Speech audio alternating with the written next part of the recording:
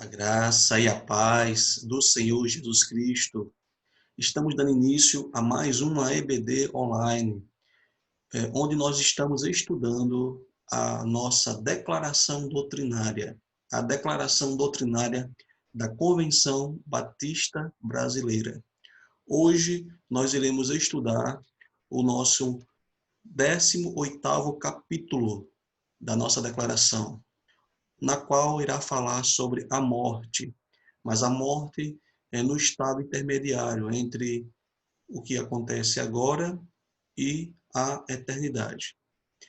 Pois bem, mas o que é morte? Talvez seja a pergunta que nós procuramos saber. O que é morte? Como surgiu a morte? O que acontece quando o homem morre entre a morte e a vinda de Cristo? E nós podemos nos comunicar com os mortos? Após a morte, há como você mudar a situação de alguém que morreu, fazendo orações, fazendo rezas, fazendo oferendas. Há como mudar isso? Essas são algumas perguntas que nós buscaremos responder hoje conforme as Escrituras. Pois bem, vamos começar respondendo a pergunta: o que é morte? Segundo a Escritura, no livro de Eclesiastes, versículo 12, capítulo 12, versículo 7, morte é o seguinte: como define o sábio aqui? O pó volte à terra, de onde veio, e o espírito volte a Deus, que o deu. Então, segundo este texto aqui e outros textos da Bíblia, morte é a separação do corpo do espírito, ou, em outros textos, a separação do corpo da alma. Um exemplo disso é o que está registrado no livro de Gênesis, quando fala de que quando Raquel morreu, saiu-lhe o espírito, ou melhor, saiu-lhe a alma. E quando Cristo morreu, ele entregou o Espírito.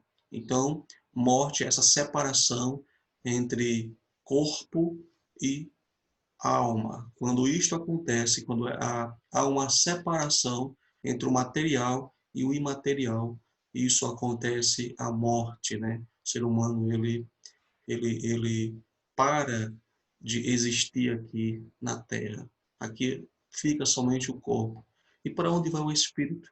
Daqui a pouco ou para onde vai a alma? Daqui a pouco nós iremos responder, mas antes disso, sabemos o que é morte. Mas como é que surgiu essa morte? O que aconteceu? Pois bem, quando nós olhamos para os primeiros capítulos do livro de Gênesis, onde retrata a criação do ser humano, Jesus ele fez uma advertência. Ele deu um mandamento a Adão, disse que de toda a árvore do jardim eles poderiam comer perfeitamente, mas havia a árvore do conhecimento do bem e do mal, que eles não deveriam comer. No dia em que eles comessem, certamente eles morreriam. E foi exatamente isso que aconteceu.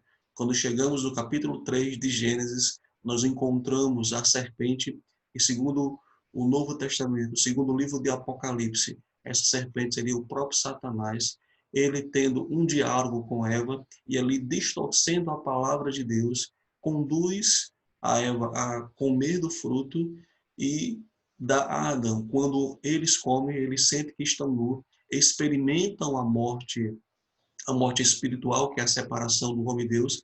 Então, o que acontece? A morte física, ela surge a partir da morte espiritual. Quando o homem ele desobedece a Deus, quando o homem desobedece a Deus, e ele morre espiritualmente, e ele experimenta a morte física. E Deus vai dizer a sentença de que eles vão voltar ao pó para onde vieram. Mas o apóstolo Paulo, falando deste assunto, veja o que ele vai dizer no capítulo 5 de Romanos, no versículo 12.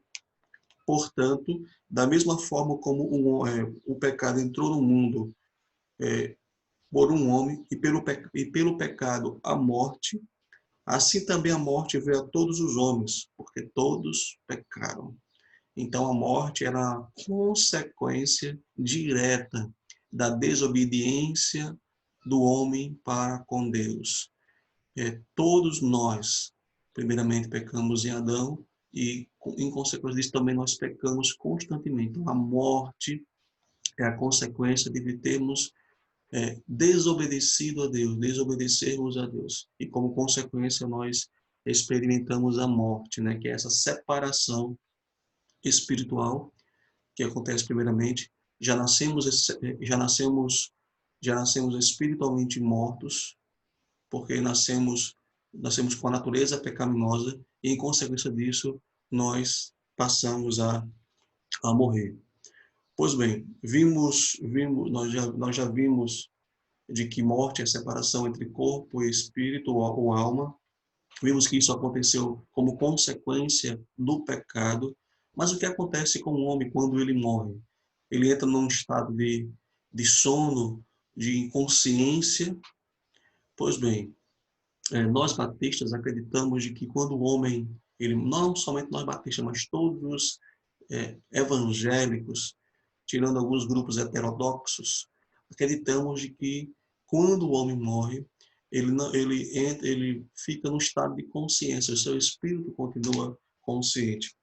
E um dos textos que nos levam a entender isso é o texto de Lucas, capítulo 16, versículo 19 a 31. Ele é um pouco grande, então eu aconselho que você o leia depois, mas aqui irei fazer um resumo dessa história.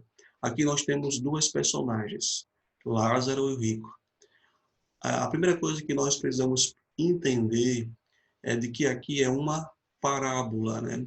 E parábola, ela era uma história contada por Jesus para ilustrar uma verdade moral ou verdade espiritual.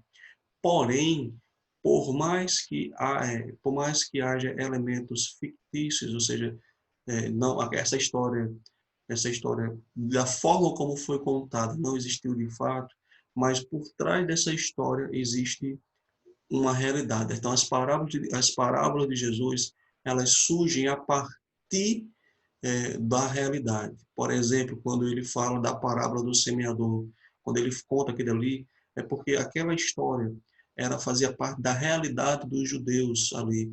Realmente, o semeador, quando ele plantava, a semente caía em diversos solos. Então, o pano de fundo da parábola, ela é real e não fictício.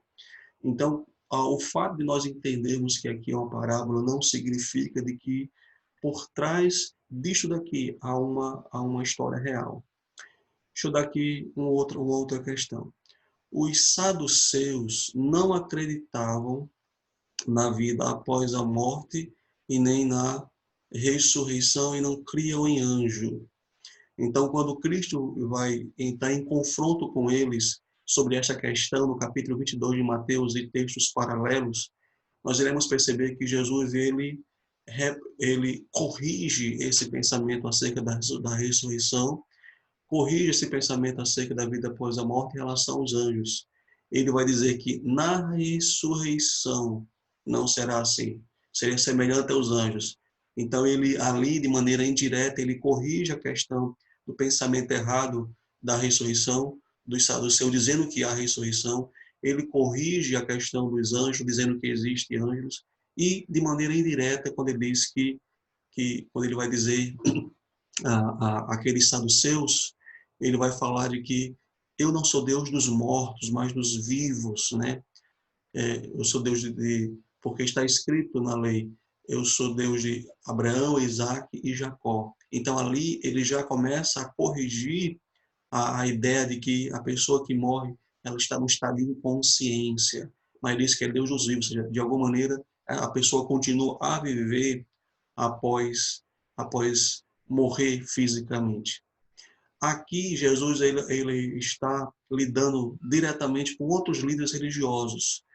Os, os fariseus, eles acreditavam na vida após a morte. É uma crença comum entre os judeus no primeiro século. Interessante que, no lugar de Jesus combater, caso essa doutrina não fosse verídica, como ele aconteceu com os saduceus, ele poderia ter corrigido, mas aqui ele conta uma história que na mente dos judeus do primeiro século, na mente da maioria dos judeus, inclusive aqueles que seguiam os fariseus, acreditavam na vida após a morte. Então ele conta essa história para respaldar a lição moral e espiritual que ele queria contar.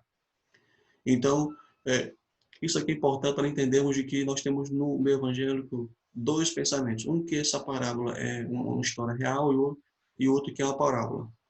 Então, particularmente, se entendemos que essa história aqui, ou muitos batistas entendem que essa história ela é uma parábola, mas com pano de fundo de realidade, para explicar o que acontece após a morte. Nessa parábola, nós temos aqui Lázaro, que era um mendigo, e um homem rico. E, para resumir a história, ambos morrem, e Lázaro ele vai para o seio de Abraão, porque era assim que era identificado o paraíso no primeiro século. Era assim que eles chamavam o paraíso, o lugar de bem-aventurança, o lugar de felicidade dos justos que morreriam. E no caso do rico, ele vai para o Hades, que aqui é identificado como lugar de tormento, né? A palavra Hades, em outros contextos, implica todo o mundo dos mortos, tanto dos justos quanto dos injustos. Mas aqui nessa parábola, ela é aplicada unicamente ao lugar de tormento intermediário. Então, nessa parábola, nós vimos que Lázaro ele está no lugar, no paraíso, desfrutando do paraíso, e o rico está no lugar de tormento. Resumidamente, essa é a ideia desta parábola, onde ele mostra que os justos irão para o paraíso de Deus e os ímpios irão para o tormento eterno. Mas a grande questão que nos surge a partir disso, que nós já fizemos essa pergunta no contexto intermediário, percebemos que os mortos podem se comunicar entre si, mas eles podem se comunicar com aqueles que estão vivos, ou quem está vivo consegue se comunicar com aqueles que estão mortos. Nesta parábola, nós percebemos de que no diálogo entre o rico e Abraão, ele pede para enviar Lázaro até os seus irmãos. E a resposta de Abraão nessa parábola foi o seguinte: eles têm as escrituras, no caso, eles têm Moisés e os profetas, que eles escutem. Então, mesmo que ressuscitasse alguns dos mortos, né, eu vou dizer aqui, deixa eu ler aqui, literalmente aqui, né? Respondeu, respondeu Abraão, versículo 29. Este tem Moisés e os profetas, que os ouça. Não para Abraão, disse ele, mas se alguém dentre os mortos fosse até eles, eles se arrependeriam. Abraão respondeu, se não ouvem a Moisés e os profetas, tampouco se deixarão convencer a ele que ressuscite alguém dentre os mortos. Então aqui ele deixa entender a impossibilidade de um morto voltar, e que nós temos as escrituras para escapar de um lugar de tormento e estarmos no lugar de paraíso. Mas veja que ele citou Moisés. Moisés tradicionalmente é reconhecido como autor dos 5 primeiros livros da Bíblia. E nesses 5 primeiros livros da Bíblia, por exemplo, em Deuteronômio capítulo 18, versículo 10 e 11, ali há uma série de proibições, e uma delas é a comunicação dos mortos. Deus proíbe a comunicação dos mortos. No capítulo 11, versículo 2 e 15 de 2 aos Coríntios, Paulo ele vai dizer que o diabo, Satanás, ele é capaz de transformar em anjo de luz para enganar as pessoas. Então, não há uma comunicação com os mortos. Deus não permite que se comuniquemos com os mortos. E nós precisamos ter cuidado que, segundo a tradição cristã, alguém tentar se comunicar com os mortos, ele pode estar caindo em um engano satânico, porque não há essa comunicação. O próprio texto ele vai mostrar isso, né? Ou seja, de que há essa impossibilidade, nós temos que ir para o texto bíblico. Bem, Já percebemos de que não temos como nos comunicar com os mortos. Mas a grande pergunta é: há alguma coisa para fazermos por alguém que morreu? Nós podemos orar por essa pessoa para que a situação dela que está no inferno ela venha a mudar? Não, infelizmente não. No texto aqui nós percebemos que isso é ilustrado em um abismo, por um abismo aqui, um abismo entre o paraíso e o lugar de tormento. E Abraão vai dizer para o rico: olhe, há um abismo intransponível. Quem está aqui não pode passar, quem está aqui no paraíso não pode passar para esse lugar de tormento, e quem está no lugar de tormento não pode passar para o abismo. Então, ou seja, é impossível. Nada que nós façamos pode mudar a situação de alguém que já morreu. Quem está no paraíso permanece no paraíso até Cristo voltar e daí entrar no novo céu e nova terra. Aquele que está no lugar de tormento intermediário vai ficar ali até a volta de Cristo e daí vai para o lago de fogo, para a segunda morte. Mas esse é assunto do nosso próximo estudo. Por isso que o autor aos Hebreus, quando fala do final da morte, ele vai dizer o seguinte, ele vai dizer em Hebreus 9, 27, depois da morte segue-se o juízo. Então, não há como mudar a situação de alguém que morreu. A única maneira, meus amados e minhas amadas que estão assistindo esse estudo, que estão vendo esse estudo aqui, o tempo é hoje. O tempo é hoje de conversão. É hoje que nós devemos orar pelos nossos familiares, amigos e até pessoas que nós não conhecemos. É hoje que nós temos que pregar o Evangelho, porque depois da morte, o destino de cada pessoa está definido. Aqueles que morreram com Cristo ou em Cristo irão estar no paraíso aguardando o dia do julgamento para entrar no novo céu e nova terra. Aqueles que morreram sem Cristo, sem crer em Cristo, morreram na impiedade, esses irão para o lugar de tormento, esperando o julgamento para ir para o tormento eterno e definitivo.